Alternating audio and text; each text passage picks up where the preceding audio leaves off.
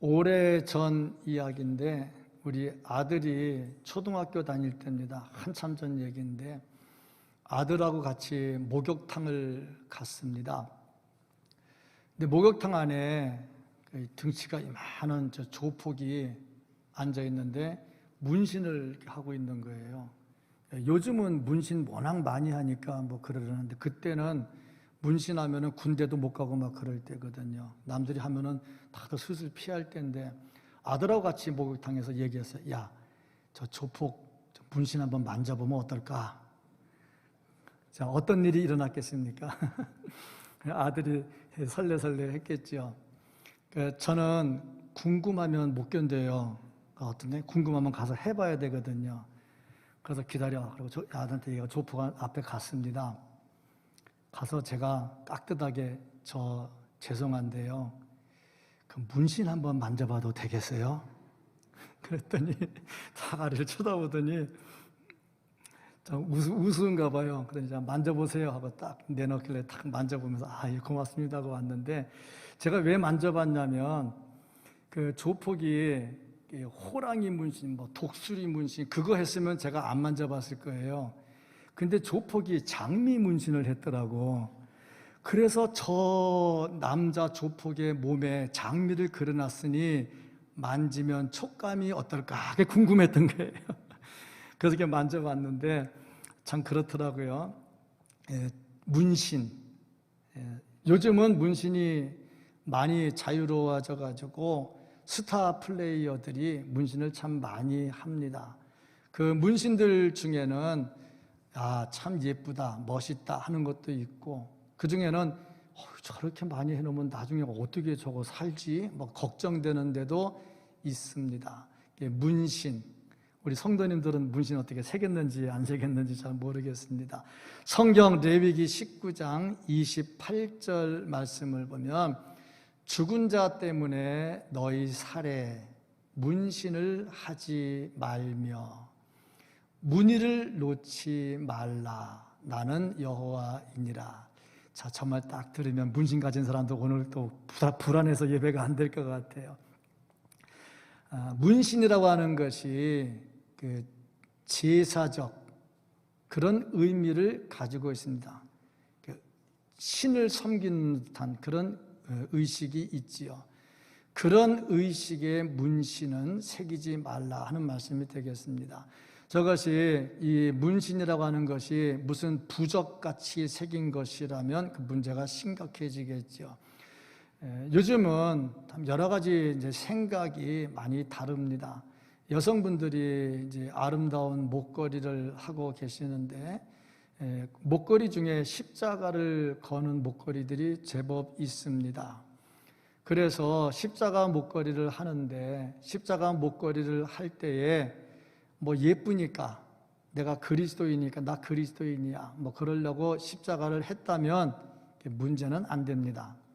근데 언제 그게 문제가 되느냐면 나는 이 십자가 목걸이를 안 하면 사탄 마귀가 나를 괴롭힐 거야. 이 십자가를 해야 사탄이 나를 못 건드려. 내가 믿음으로 살려면 십자가를 해야 돼. 그러고 십자가 목걸이 하면 그때부터는 이게 부적이 되는 겁니다. 문제가 심각해지겠죠. 그래서 문신도 역시 마찬가지나 멋있으려고 내가 뭔가 좀 의미가 있게 뭐 그랬다면 문제가 안 되지만 이것이 무슨 제사적 의미를 가지고 있다면 또 문제가 되겠지요. 사람이 몸에 무슨 흔적을 가지고 살고 싶어 하는 거 참 뭐 나쁘다고 말할 수는 없죠. 무슨 흔적을 보면서 내가 이렇게 살아야지 하고 결심한다면 그게 큰 문제가 될 것은 없으리라 생각을 합니다. 근데 몸에 흔적이 좀 나타나는데 이 흔적이 별로 좋지 않은 흔적이 있는가 하면 아주 기념이 될 만한 좋은 흔적들도 있습니다. 흔적은 두 가지로 나타나는데 하나는 상처, 무슨 사건이 생겨서 있는 상처, 또 하나는 계속해서 반복되는 행동으로 인해서 만들어지는 흔적이 있습니다. 이런 상처로 인한 흔적 중에서 참 아름다운 것들이 있지요. 어느 교회에서 전도대가 열심히 전도하는데 부침개 전도를 했습니다. 교회 앞에다가 가스판 벌려놓고 부침개를 해서 나눠주는데 실수로 이 가스가 터졌어요. 그래서 온몸에 큰 화상을 입었습니다. 이 화상 없어지지 않잖아요. 그럴 때 이 흔적은 주를 위해서 열심히 전도하다 생긴 흔적, 보기는 흉할지 몰라도 굉장히 영광스러운 흔적이 되겠지요. 그런가 하면 똑같은 일을 계속 반복하기 때문에 생기는 흔적이 있습니다. 야고보 사도 같은 경우 그의 별명이 낙타 무릎이라 하는 별명이 있었습니다. 기도할 때마다 무릎을 꿇고 기도를 했는데 얼마나 기도를 많이 했는지 그 무릎에 군살이 배겼습니다. 우리 발뒤꿈치 같이 그런 군살이 배겼는데 얼마나 많이 배겼는지 낙타 무릎과 같이 됐다. 그래서 야고보 사도를 낙타 무릎이라 그렇게 별명을 붙이기도 합니다. 그것을 보면 좋은 흔적이지요. 주를 위해서 가지고 있는 좋은 흔적입니다. 우리를 창피하게 만드는 흔적은 없어야 좋지만 우리로 하여금 뭔가 뿌듯하게 하는 흔적은 가지고 있는 것이 우리의 자랑이 될 수가 있습니다. 자, 그렇다면 우리 사랑하는 성도 여러분, 내가 가지고 있는 흔적은 도대체 무엇일까? 내가 예수 그리스도를 위해서 자랑할 만한 흔적은 무엇일까? 사도 바울은 오늘 말씀에서 나를 괴롭게 하지 마라. 내가 예수의 흔적을 가졌다 하고 말하고 있습니다. 사도 바울은 성경 신약의 절반을 기록한 능력의 사도고 수많은 기적, 이적을 행했고 심지어 죽은 자까지 살리는 능력의 사도였습니다. 그런데 이러한 사도를 괴롭게 하는 사람들이 있는 거예요. 어디 가나 다 그런 사람들은 있습니다. 아무리 능력의 사람이라 해도 그를 괴롭히는 사람은 다 있지요. 그때 사도 바울이 하는 말이 더 이상 나를 괴롭게 하지 마라. 나에게는 예수의 흔적이 있다 하고 말을 합니다.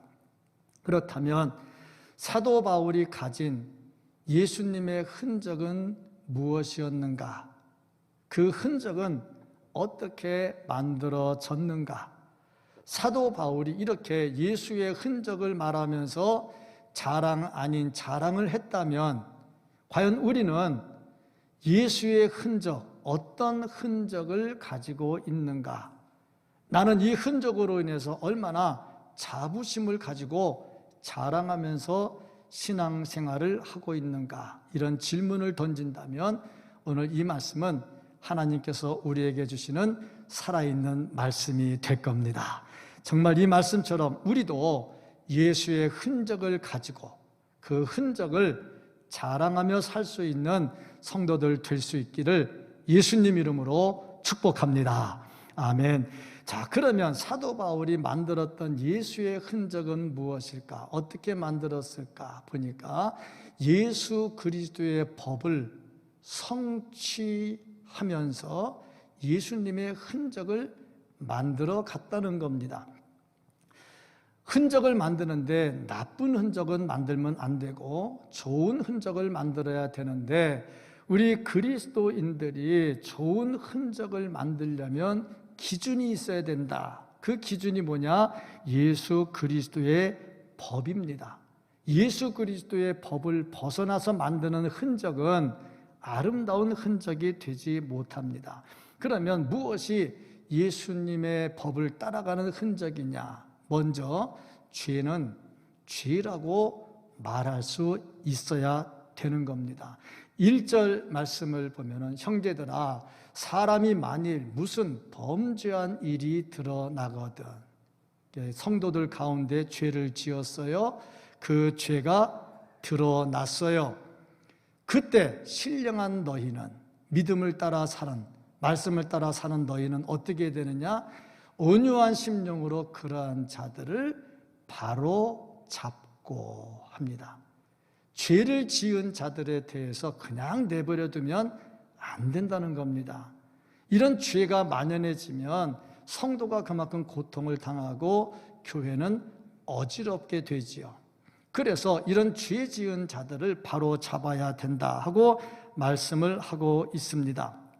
우리가 잘못에 대해서 잘못했다 하고 말을 해야 되는데 자꾸 그거 말하면 귀찮고 내가 불이익 당하고 괜히 내가 또 이상한 사람 되고, 그래서 가만히 있으면 그것은 그리스도의 법을 따라가면서 예수님의 흔적을 만드는 사람이 아니라는 겁니다. 그래서 우리가 아닌 것은 분명히 아니라고 말을 해야 됩니다. 평등법, 건강가정기본법, 이런 것들, 보편적 차별금지법, 말은 다른데 내용은 그 안에 꼭 똑같은 게 들어있거든요. 이것을 아니라고 말할 수 있어야죠. 아닌 것을 아니라고 말하면 벌금 내는 이런 것이 법이 어디 있냐고. 이것은 아니라고 얘기를 해야 된다 하는 얘기입니다. 그런데 이것을 할 때 조심할 게 뭐냐면 미워하거나 억지로 하지 말고 온유함으로 또 겸손함으로 해야 된다는 거죠. 1절 말씀 다시 보면 너희 자신을 살펴보아 너희도 시험을 받을까 두려워하라.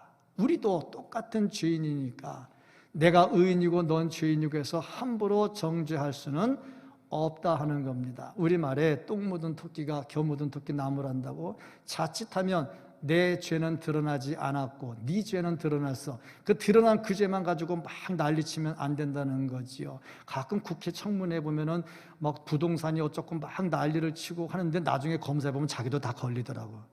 예, 그러면 안 된다 하는 거죠. 그리고 이렇게 잘못을 말하는데 거기에 들어가는 정신이 뭐냐? 사랑하는 마음을 가지고 해야 된다 하는 겁니다. 온유하고 겸손한 마음, 이것은 예수님의 마음입니다. 예수님은 현장에서 가늠하다 잡혀온 여자를 돌로 치려고 하는 사람들에게 죄 없는 자가 먼저 쳐라 하고 말씀을 합니다. 요한복음 8장 7절 말씀, 너희 중에 죄 없는 자가 먼저 돌로 치라. 다 돌아갔지요. 왜냐하면 자기들도 다 죄가 있거든요.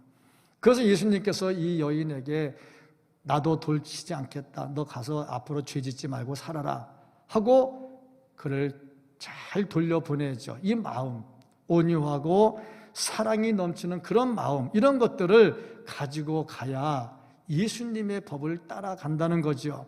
또 보니까 예수님의 법을 따라서 흔적을 만들려면은 자기가 져야 될 짐, 자기 짐은 자기가 져야 된다는 겁니다. 내가 교회 나오니까 이거 저거 다 귀찮고 이거 니네가 해줘, 교회에서 해줘, 그렇게 할 수는 없다 하는 얘기죠. 5절 말씀을 보면은 각각 자기의 짐을 질 것이라 하는 말씀이 나옵니다. 여기서 말하는 짐, 이 짐은 프로티온이라고 하는 말인데 이 말은 무슨 뜻이냐면은 자기가 충분히 질 수 있는 가벼운 짐이라는 겁니다. 이것은 2절에 말하는 짐과는 달라요. 2절의 짐은 무거워서 못 지는 짐이고요. 자기가 질 수 있는 짐. 그래서 예수님은 누가복음 14장 27절에서 누구든지 자기 십자가를 지고 나를 따르지 않는 자도 능히 내 제자가 되지 못하리라. 자기가 져야 될 짐 자기가 안 지면 예수님의 제자가 될 수 없다 하는 겁니다. 그래서 자기 짐 자기가 지고 가야지 남한테 패기치지 말란 얘기입니다.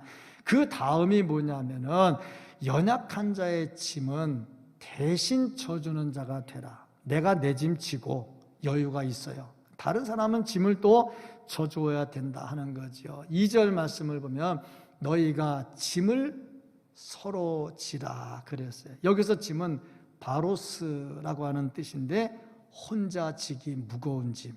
죄를 지었어요. 실망해요. 낙심해요. 시험에 들었어요. 염려와 근심이 있어요. 도무지 헤어나지 못해요. 이럴 때 누군가가 옆에서 도와줘야 되지요. 위로해주고 격려해줘야 되겠지요. 이것이 남의 짐을 같이 서로 나누어 지는 것이다 하는 겁니다. 큰 물건이 있어요. 나 혼자는 아무리 애써도 이 물건을 못 들어요. 그런데 두 사람이 들면 들을 수가 있어요.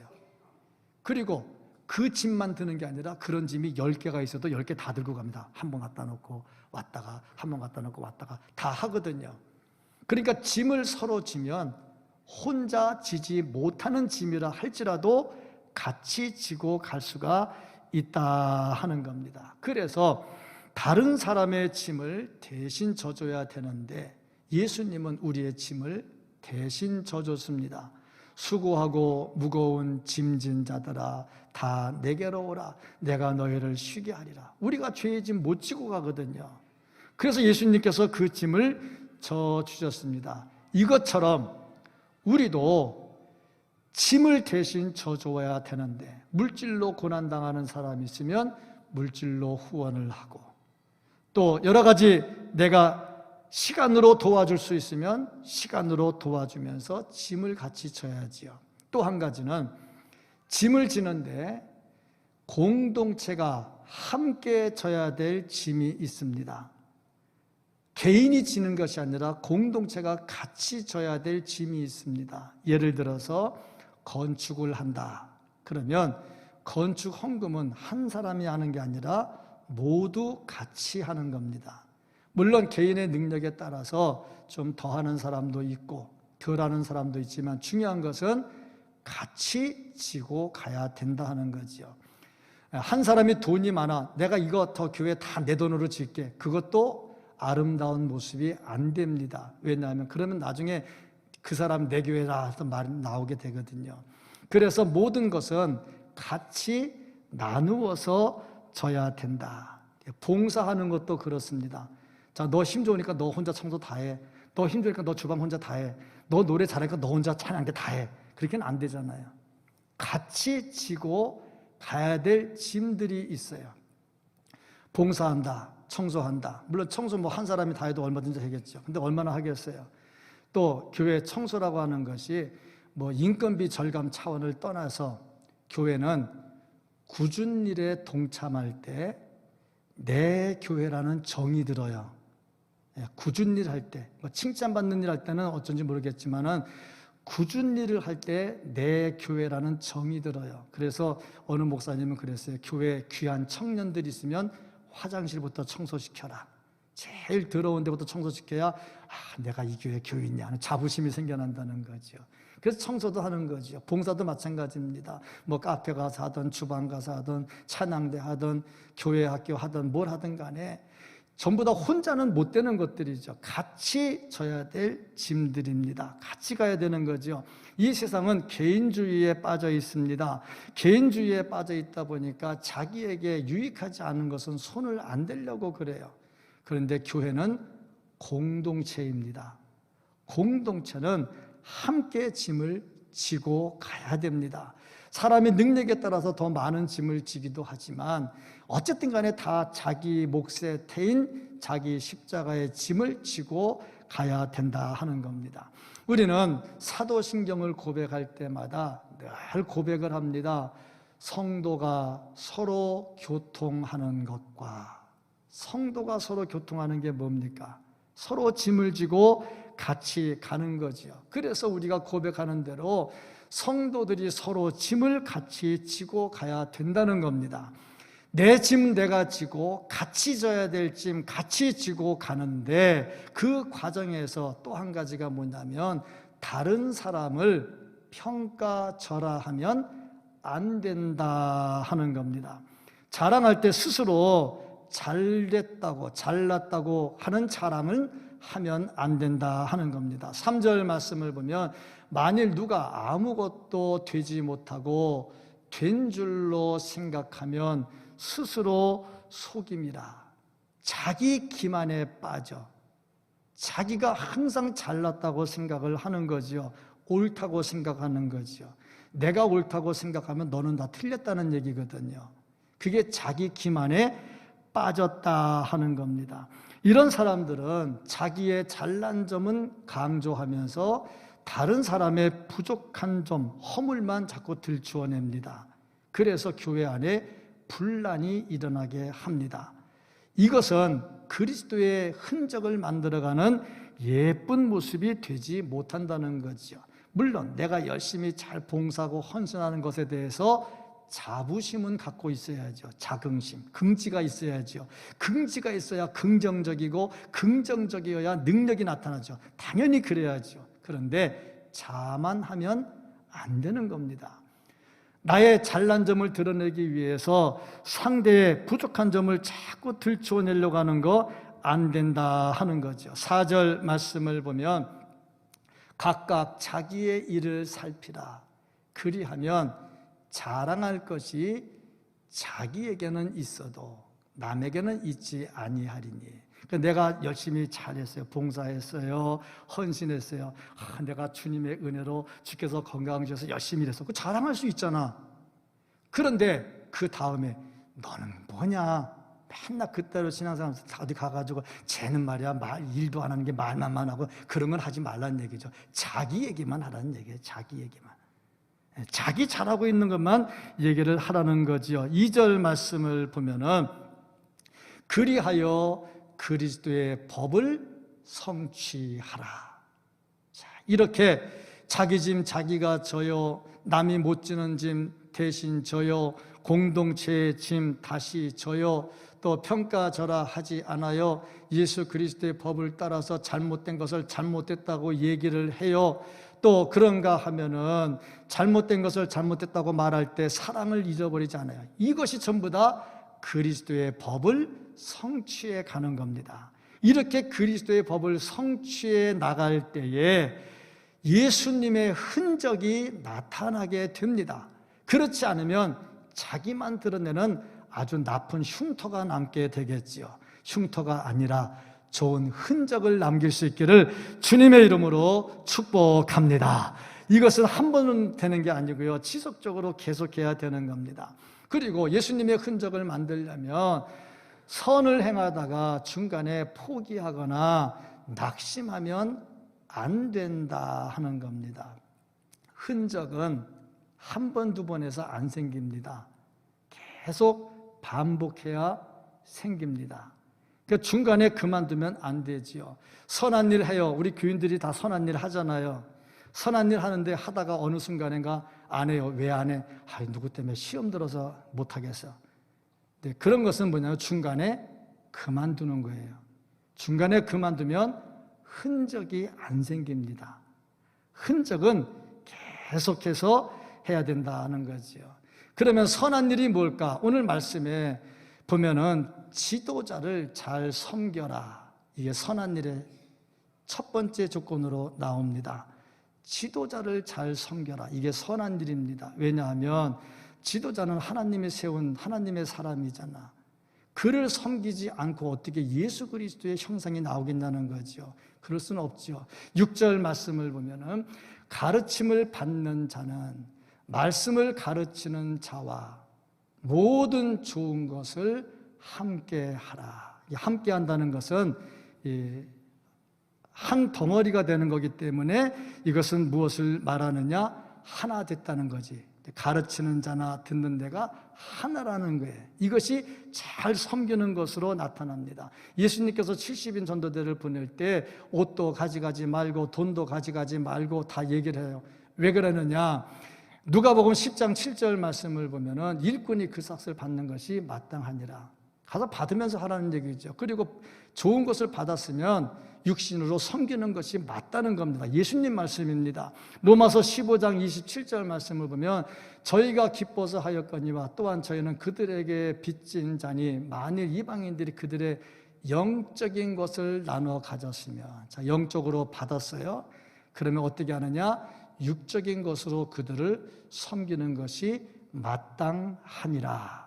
당연한 일이다 이거지요. 고린도전서 9장 13절 14절 말씀 보면 성전의 일을 하는 이들은 성전에서 나눈 것을 먹으며 제단에서 섬기는 이들은 제단과 함께 나누는 것을 너희가 알지 못하느냐. 이와 같이 주께서도 복음 전하는 자들이 복음으로 말미암아 살리라 명하셨느니라. 주님의 명령이지요. 복음 전하고 거기서 먹고 살아야 된다는 얘기지요. 이것을 보면은 지도자를 잘 섬긴다는 것은 아름다운 일이고 선한 일입니다. 이것을 끊이지 말고 지속적으로 해야 된다. 이것을 목사가 못 돼가지고 자 그러니까 내놔. 그러면 그 사람 나쁜 목사고 순리적으로 하는 것을 말씀하고 있는 겁니다. 두 번째로 보면요, 그런 일을 할 때 포기하지 말고 끝까지 해야 된다 하는 겁니다. 한두 번은 다 합니다. 다 합니다. 근데 중간에 그만두는 이유가 자꾸 시험에 들어서 그만두거든요. 그런데 시험에 들어서 그만두면 흔적이 안 나와요. 예수님의 흔적이 안 나와요. 그래도 끝까지 가야죠. 9절, 우리가 선을 행하되 낙심하지 말지니 포기하지 아니하면 때가 이름에 거두리라. 농부가 씨를 뿌리고 바로 열매 안 나왔다고 포기하지 않거든요. 나올 때까지 기다리고 물 주고 또 하거든요. 그러니까 끝까지 잘 가야 된다. 그래야 좋은 흔적이 나옵니다. 누가 비난해도 그냥 하나님의 말씀 붙들고 가는 거지요. 제가 지난주인가 지지난주인가 말씀을 전하면서 한 분야에서 10년은 해야 조금 이제 하는가 보다 했다가 20년은 해야 이제 좀 뭔가 좀 알 것 같다 하면서 30년 하세요 그랬는데 제 마음이 바뀌었어요. 며칠 전에 텔레비전을 보는데 판소리 하는 사람이 나와서 얘기하더라고요. 8살인가 판소리 입문을 했대. 그때 지금 84살인가 그렇다고 그러더라고. 그래서 그분이 하는 말이 한 30년 하니까 이게 조금 알만하더래. 30년 하니까 조금 알만하더래. 제가 오늘 말 바꿉니다. 30년 이상 하기 전까지는 입 다물고 하세요. 30년 하기 전까지 입 다물고 하세요. 그리고 중간에 시험 들었다고 나 시험 들어서 못하겠어 그런 말 저한테 하지 마세요.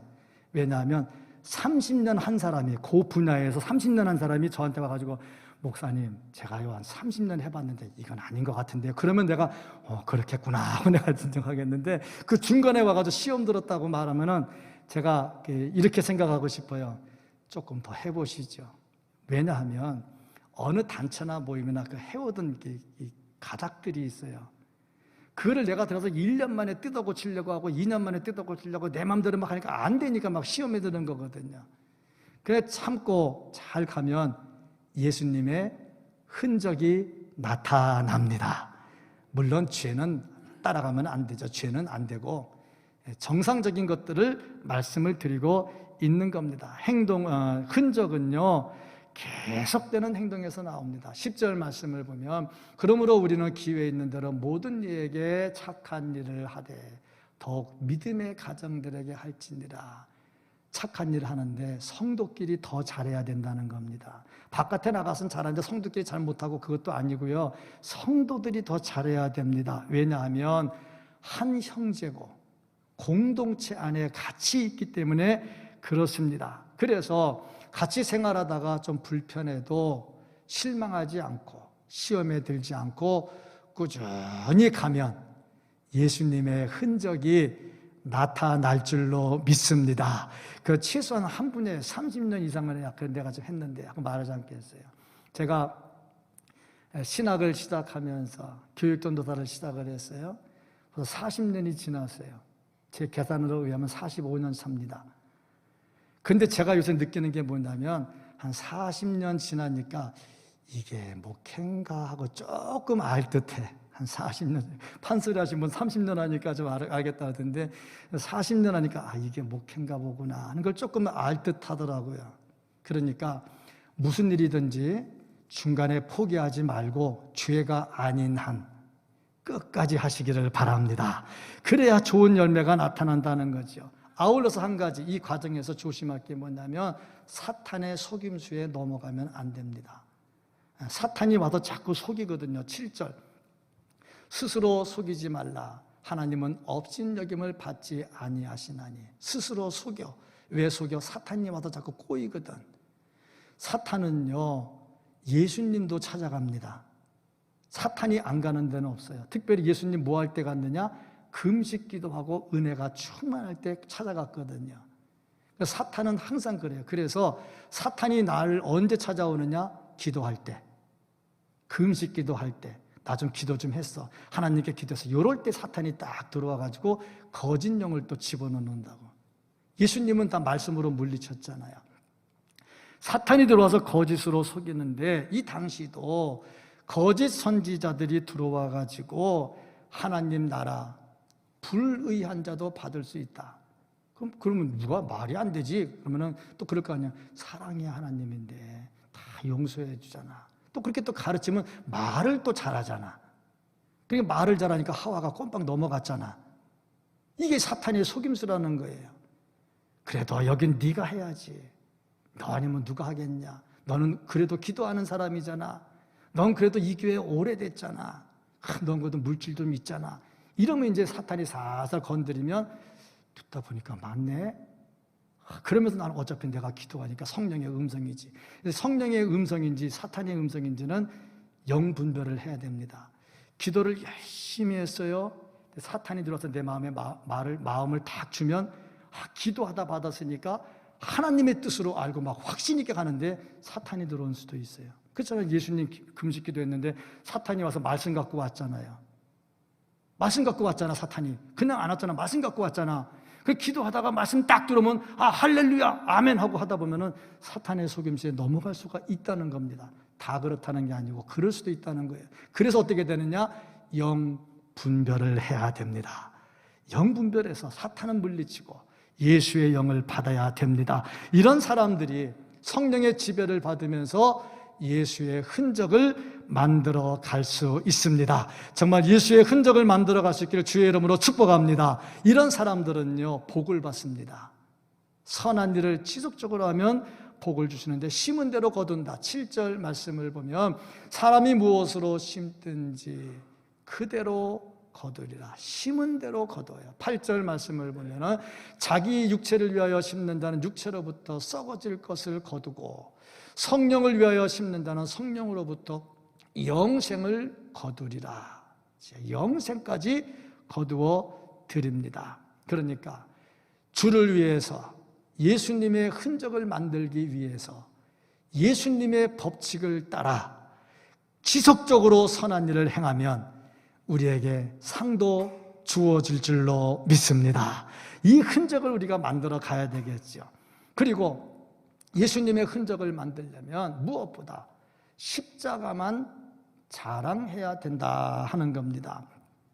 사람들은 육체의 모양을 위해서 할례를 강조했습니다. 이 당시에 유대인들이 기독교인을 박해했거든요. 왜냐하면 할례를 안 받고 예수 믿고 구원하니까 자기들은 할례를 받아야 하나님의 백성이고 할례를 받고 율법을 지켜야만 구원을 받는다고 말을 했어요. 행위 구원을 말했죠. 그런데 예수님은 행위 구원이 아닌 믿음 구원을 말씀을 하셨잖아요. 그래서 믿음 구원을 말하니까 유대인들이 그리스도인들을 박해합니다. 박해받다 보니 이거 뭐 할례만 받으면 요거 안 먹고 살겠네. 그리고 할례를 받는 거예요. 이제 그런 사람들이 막 나오는 거예요. 그런데 할례를 받는다는 것은 율법을 지키겠다는 얘기고 율법을 지켜서 행위 구원을 받겠다는 거거든요. 그래서 할례를 받는데 근데 이게 또 업그레이드 됐네요. 율법은 안 지키면서 할례는 또 받아. 왜? 일단은 내가 핍박 안 받으려고 받기도 하고 또 한 가지는 뭐냐면은 내가 할례 받은 흔적을 가지고 누가 뭐라면 나 할례 받았는데 그러려고 할례를 받는 거야. 율법도 안 지키면서 말씀도 안 지키면서 나는 할례 받은 거야. 표만 말하는 거죠. 지금 우리말로 말하면 예수 믿고 세례 받는 것은 내가 그리스도와 함께 죽고 그리스도와 함께 살겠다는 고백을 한 것이고 세례 받으면 그렇게 살아야 되죠. 그런데 가만히 교회 다니다 보니까 세례 안 받으니까 아무것도 안 주거든. 그래서 그냥 세례를 받는 거야. 예수 믿는 것도 아니고 안 믿는 것도 아니고 함께 죽는 것도 아니고 함께 사는 것도 아니고 그냥 세례만 받는 거야. 마찬가지죠. 또 군대 가니까 애들 세례 받으러 가니까 뭐 빵도 주고 뭣도 주니까 뭐 왔다 뭐 그런 식이죠. 이제 말하자면. 그러다 보니까 할례라고 하는 표식만 자랑했다는 거죠. 이런 사람들은 오늘 본문 말씀에 뭐라고 그랬냐면 생명에서 떠난 자라 그랬어요. 이 생명에서 떠난 자, 이들은 하나님의 말씀을 제대로 받아들이지 않습니다. 그런데 이런 사람들이 교회 안에 있었다는 겁니다. 그러니 사도 바울이 얼마나 마음이 아프겠습니까?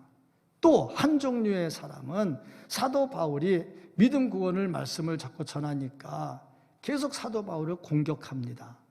사도 바울이 얼마나 마음이 아프겠어요. 자, 사도 바울이 누굽니까? 주님을 만났고 주님이 사도로 세웠고 그래서 열심히 복음을 전했고 죽은 자도 살리고 병자도 고치고 능력을 행했던 사도 바울이고 신약 성경 27권 가운데 절반을 사도 바울이 기록을 했습니다. 얼마나 능력의 사람입니까? 그런데 이러한 사도 바울을 왜 못 살게 구냐고. 근데 그 사람들이 누구냐? 교회 안에 있는 사람들이라고. 그게 문제인 거예요. 그러면 교회 안에 있는 사람들이 나는 못됐어, 나는 나빠, 그러면서 사도 바울을 괴롭게 했겠어요? 아니거든요. 자기들이 옳다는 거예요. 우리는 답을 다 알아요. 누가 잘못됐느냐? 그들이 잘못됐죠. 근데 막상 우리가 살 때는 어떠느냐? 똑같이 가는 경우도 있다는 얘기죠. 그들과 같이 가는 경우도 있다는 얘기죠. 그 사도 바울이 얼마나 답답했으면, 속상했으면 나를 괴롭게 하지 말라. 아니, 사도 바울 같은 사람을 왜 괴롭게 하냐고. 괴롭게 하지 말라 그러면서 하는 말이 내가 예수의 흔적을 가졌다 하고 말을 합니다. 육신의 흔적을 가진 사람들은 세상 것들만 자랑을 합니다.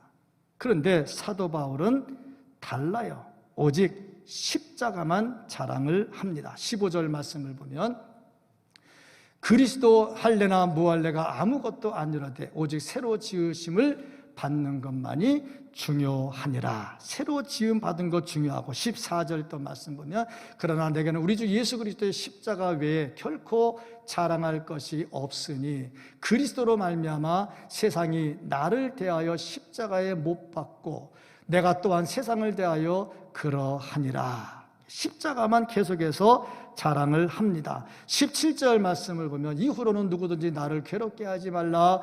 내가 내 몸에 예수의 흔적을 지니고 있노라. 예수의 흔적을 계속해서 강조를 하고 있습니다. 그러면 예수님의 흔적을 가졌다는 말이 무슨 말일까? 그리고 이 흔적이라고 하는 단어를 찾아보니까 어떤 내용이 있냐면 옛날에 노예를 사요. 그러면 노예가 도망가지 못하게 몸에다가 불인두로 지져요. 그래서 몸에 흔적을 내놔요.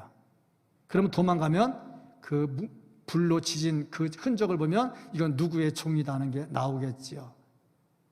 그래서 사도 바울이 이런 단어를 쓰는 겁니다. 내가 예수의 흔적을 가졌다. 그러면 사도 바울이 불로 지진 것도 아니고 어떻게 이런 흔적이 나왔을까? 고린도후서 11장 22절부터 27절까지 말씀 보면요, 사도 바울이 복음 전하다가 엄청난 고생을 당합니다. 돌로 맞아서 죽을 뻔합니다. 춥고 배고프고 헐벗은 생활을 합니다. 돌로 맞아 죽었다, 죽을 뻔했다. 아니 이미 죽은 줄 알고 갖다 버렸어요. 근데 안 죽었죠. 자, 그러면 그냥 그림만 그리면 돌 맞았나 봐 그러겠지만 사람 죽이려고 돌 던지면 요만한 돌 안 던져요. 이만한 돌 던지지. 그러면 그거 이렇게 맞으면 온몸이 다 터지고 찌그러지고 상처가 장난이 아닐 거거든요. 그러니 우리가 볼 때 사도 바울이 멀쩡한 것 같이 보일지 모르겠지만 그 돌 맞아 죽을 뻔했던 모습을 보면 여기저기 흔적이 엄청나게 나왔을 겁니다. 불인두로 지지는 것 못지않게 많이 나왔을 겁니다. 제 얼굴에 돌에 맞아서 찢겨가지고 꼬맨 흉터가 하나 있어요. 아무리 봐도 안 보여요. 왜 안 보이냐면 하도 50년 넘어 지났고 또 찢어진 데가 눈썹이에요. 눈썹.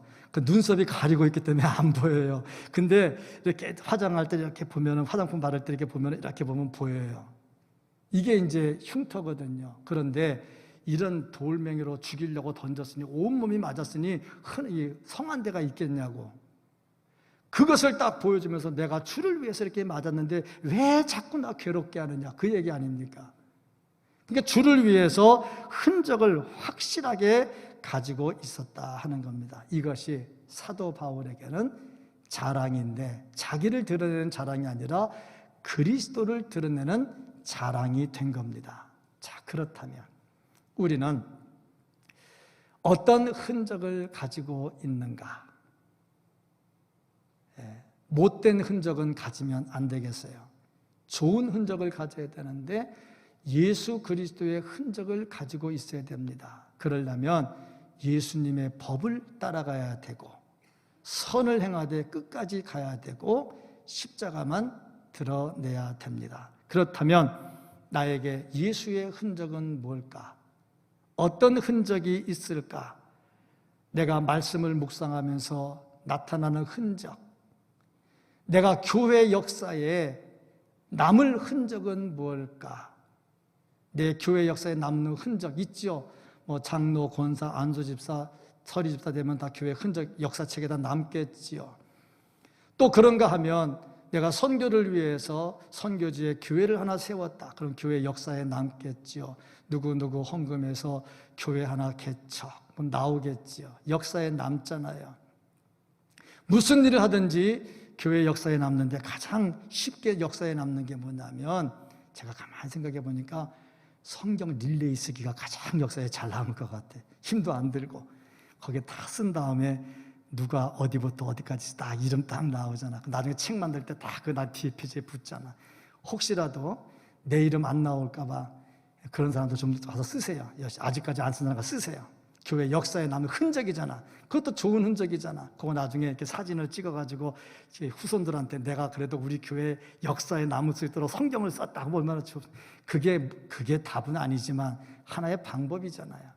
예수의 흔적을 남겨가야 됩니다. 내 교회에 내가 남길 예수의 흔적은 뭘까?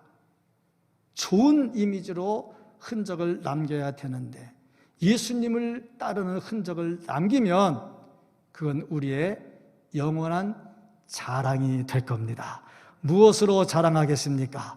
예수의 흔적으로 열심히 자랑하고 다음 세대가 더 말씀으로 설 수 있도록 다음 세대를 세워갈 수 있는 우리 모두가 될 수 있기를 예수님 이름으로 축복합니다. 아멘. 기도하겠습니다.